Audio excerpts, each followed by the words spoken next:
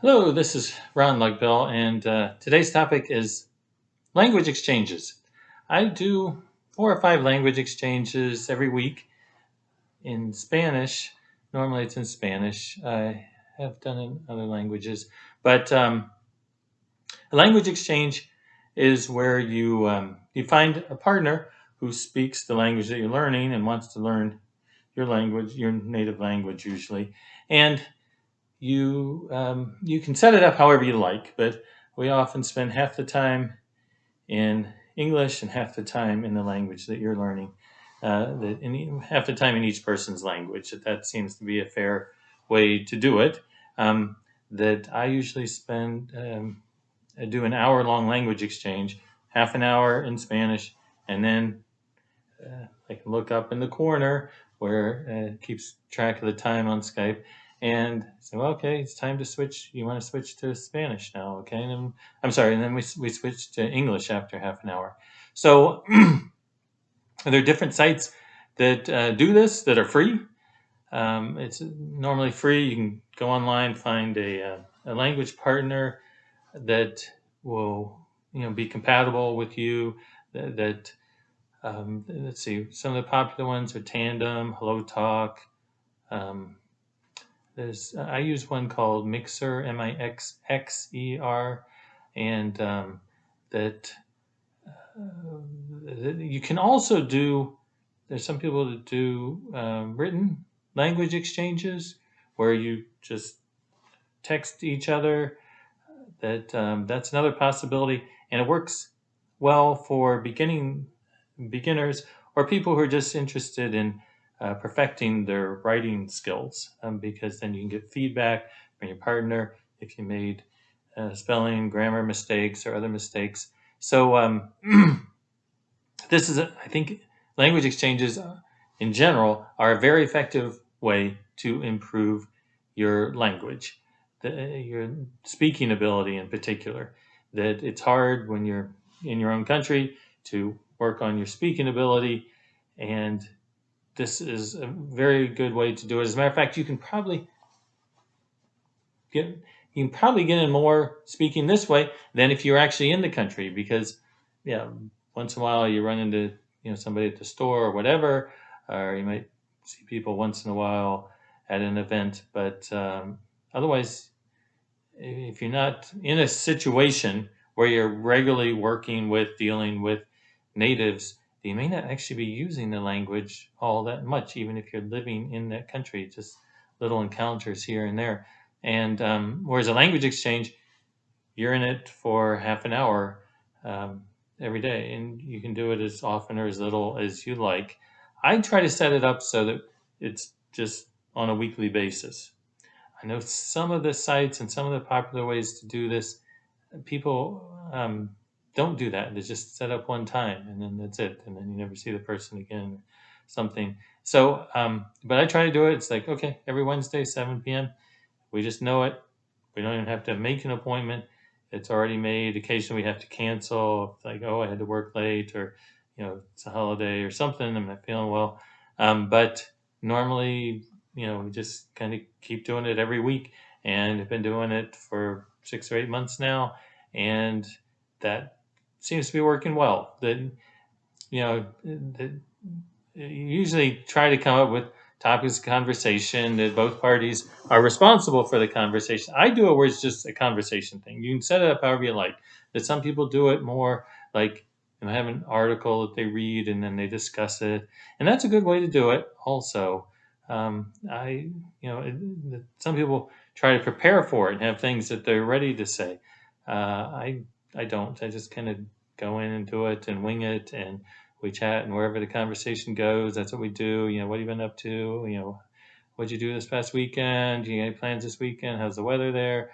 And which may seem like boring, redundant. However, in a foreign language, you actually kind of want that repetition. I think it's good because you learn.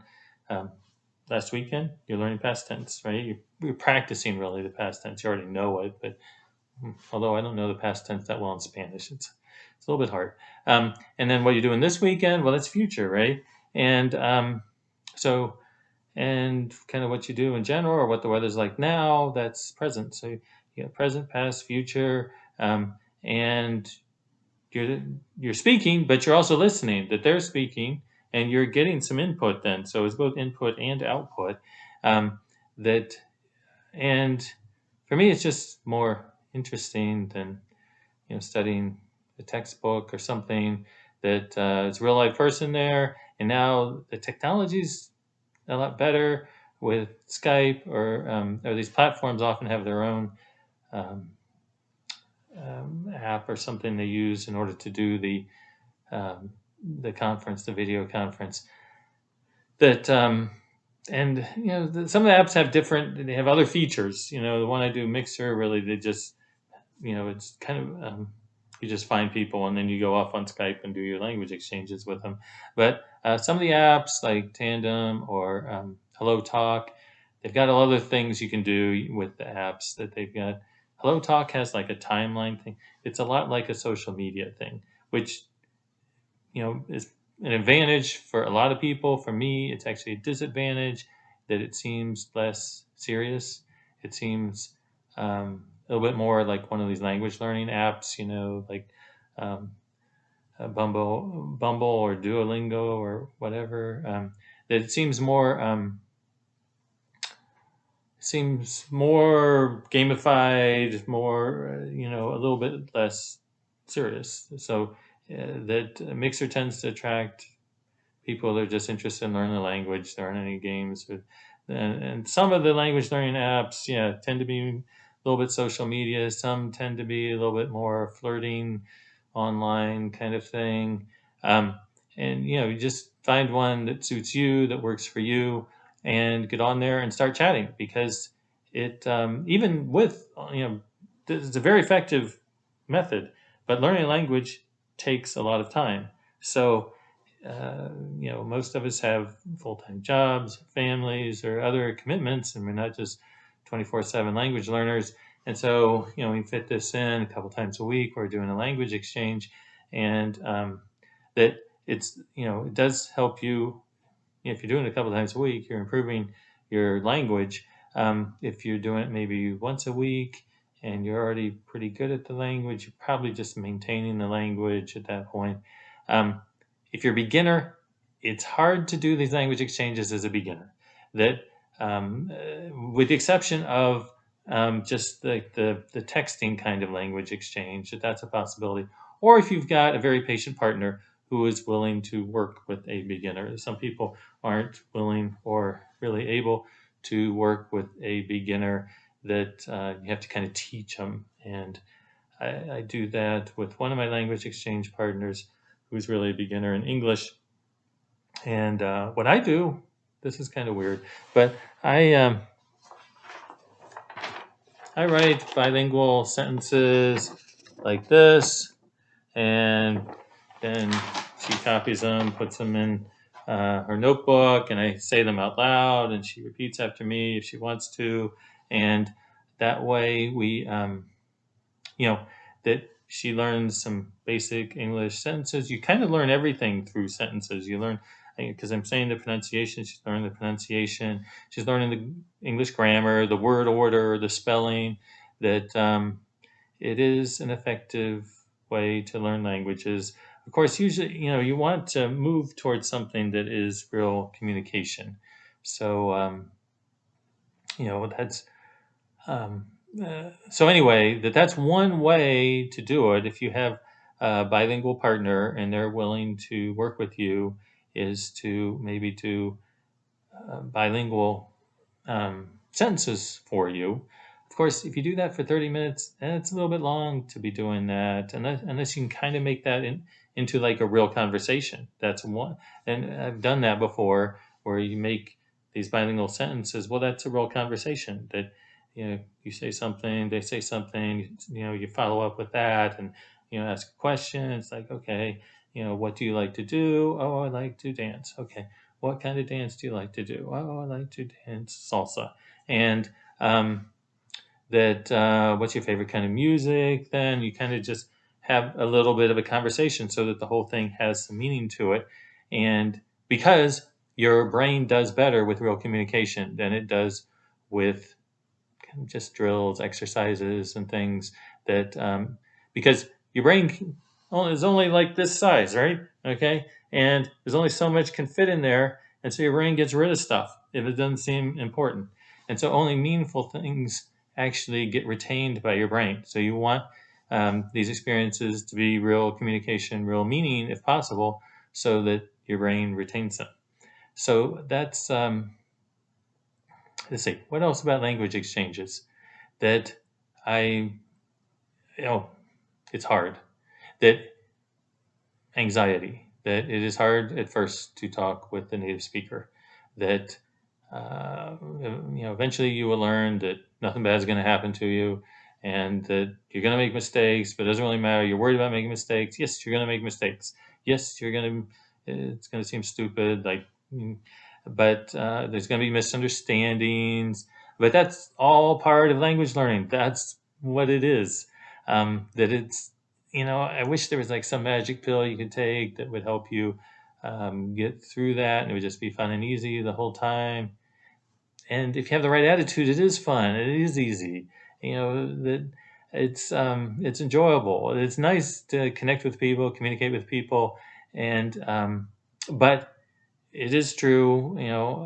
I used to have a lot of the language anxiety thing, and in certain situations, I might still have that. I think everyone goes through that. It's a very, very common experience, and I think that if you've had language classes, sometimes the language classes are a little bit stressful, but then a lot of language classes, you don't even really do much speaking. You don't really do like the kind of freelance speaking where it's like, oh, just talk now.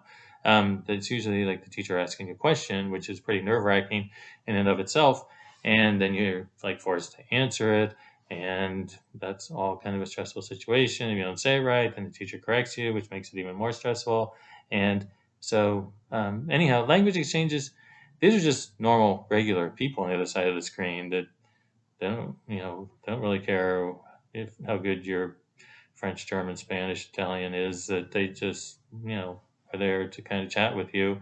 And and some people want corrections, other people don't want corrections, or you can do corrections like in the comments section if you want that. You can ask your partner to so it doesn't interrupt the.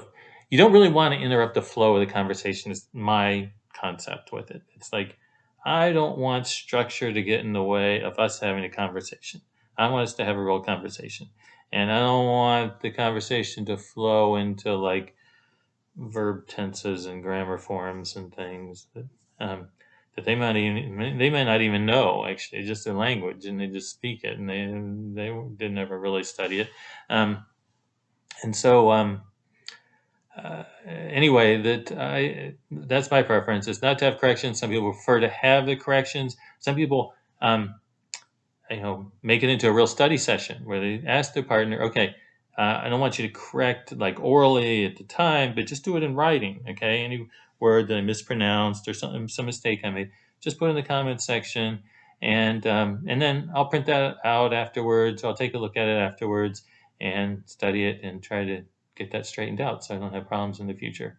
So those are some things that come up with language exchanges. Find a good partner. Some partners are not super reliable. Some people may have other ideas about what is going to happen with this language exchange. They just want to have a boyfriend or girlfriend or whatever.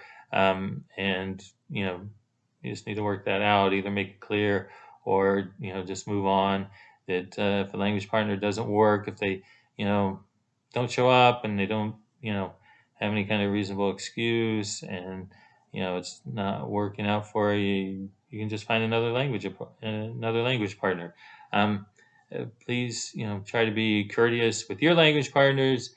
Here's another thing that happens sometimes is that people really want to speak English, and that sometimes your language isn't as good at the same level as their English, and then the English just kind of dominates and takes over the whole show.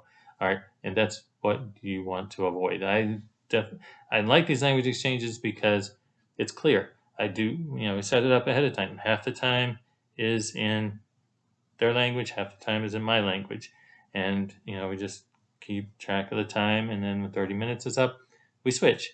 And so that has worked well. However, there are some people who will start speaking English in the middle of your foreign language conversation because they'd really rather do that, or just because their English is much better than yours, than your foreign language, and that try to keep it in the foreign language so that you're both benefiting from the conversation. It's not really fair if it just becomes this English thing and then you're just teaching them English the whole time.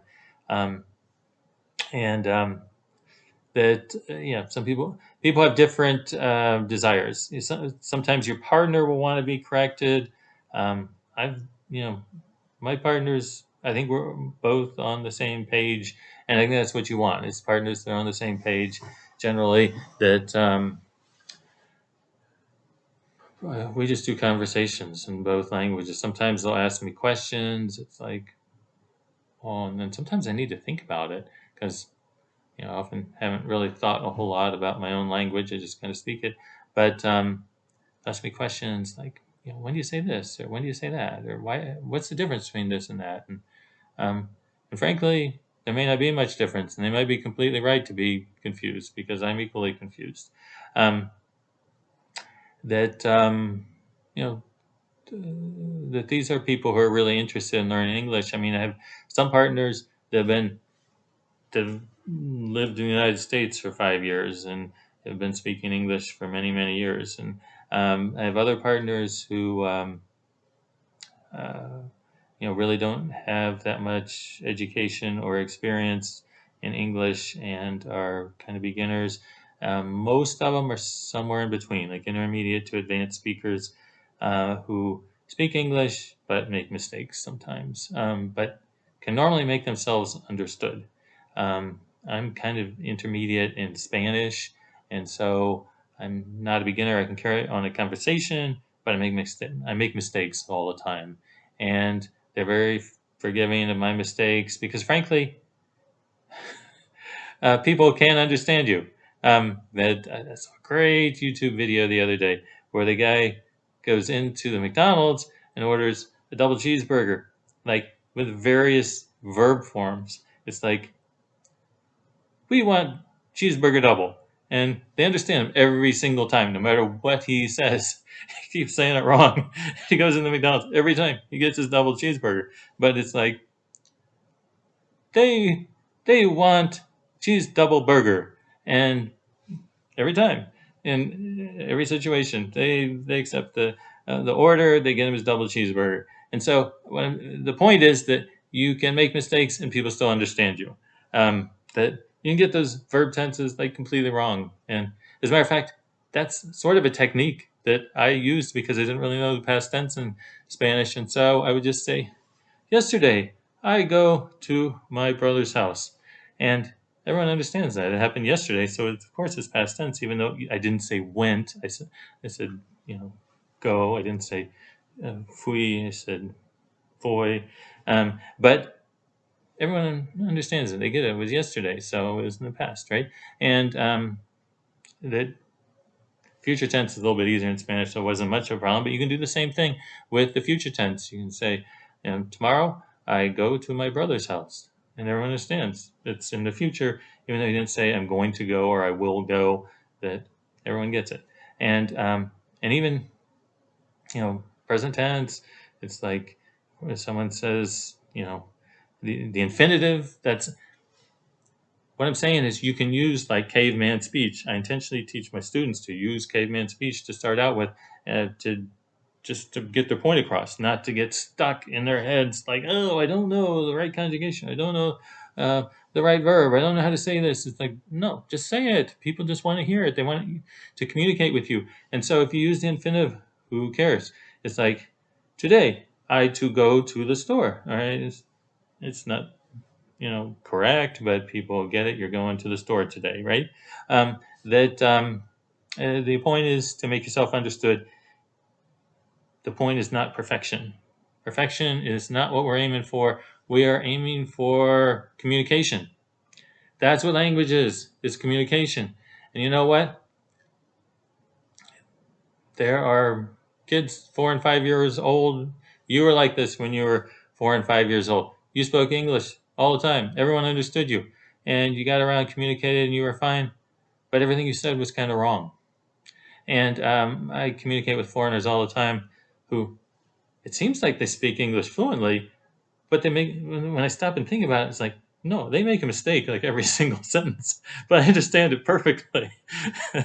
um, so you can do the same thing. You know that you will eventually learn it, just like those 4 and 5 year olds, and you learned to speak English without too many mistakes. Although native speakers make mistakes too. I mean, not just in English, but in all these other languages, they make mistakes as well, and might make different mistakes than what a foreigner makes. It may seem um, different when a foreigner makes a mistake in the language.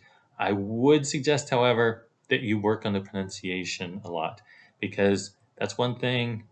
Well, you need to have at least acceptable pronunciation. It doesn't mean you'll have a little bit of an accent if you learn the language as an adult, but it does get in the way of communication if you can't pronounce words correctly. If you're, uh, if you just can't say the sounds of their language, that will get in the way of communication. It also helps with comprehension.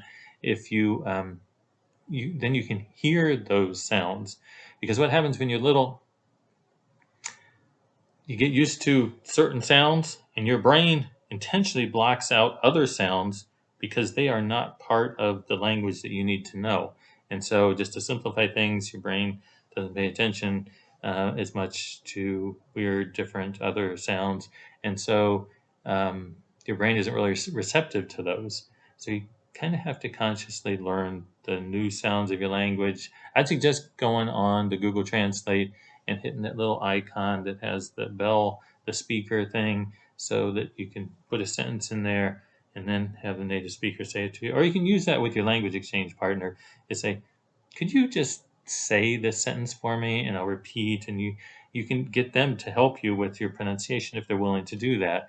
That most people would be willing to do that. Just read some sentences and just repeat after me. I also use a program called Glossica, language learning program called Glossica, where they got a native speaker. They got the English sentence and the foreign sentence. It's got a whole bunch of languages on it, and you can pick any language you like, and you can learn to say the sentences like a native speaker does. You just mimic the speaker. If mimicking is a good way, because there's kind of a music.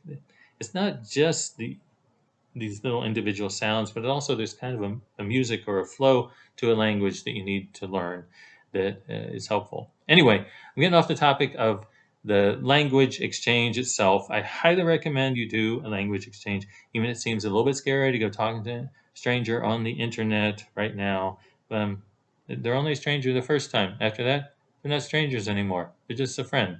And you will meet people, you'll learn about the culture. I mean, I learned so much. It's cool. Like, they just had elections in Chile, for example, that I learned about. They had protests in Colombia this past summer that were really big and then hardly covered by the news here in my country. That there's all kinds of things going on. Peru got hit really hard by COVID, like tremendous. The country is kind of devastated. You learn, I don't know, little things that are going on, or you learn about these countries a little bit, and the people and their lives there.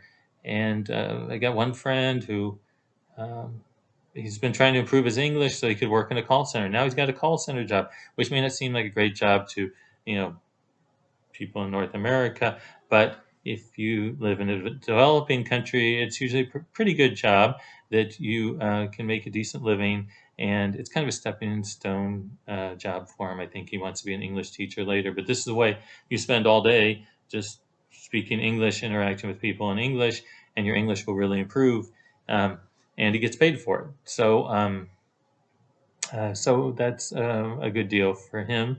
And I think us doing a language exchange together helped him get that job, that he learned to be conversational. He learned to pick up my uh, North American accent. And that's who he normally deals with on the phone is North Americans. So anyway, that language exchanges are great. 2 thumbs up for language exchanges. The whole rest of the world wants to learn English. Kind of take advantage of that by you teaching them English and they teach you their language, and everyone benefits. So, good luck in your language journey. Bye.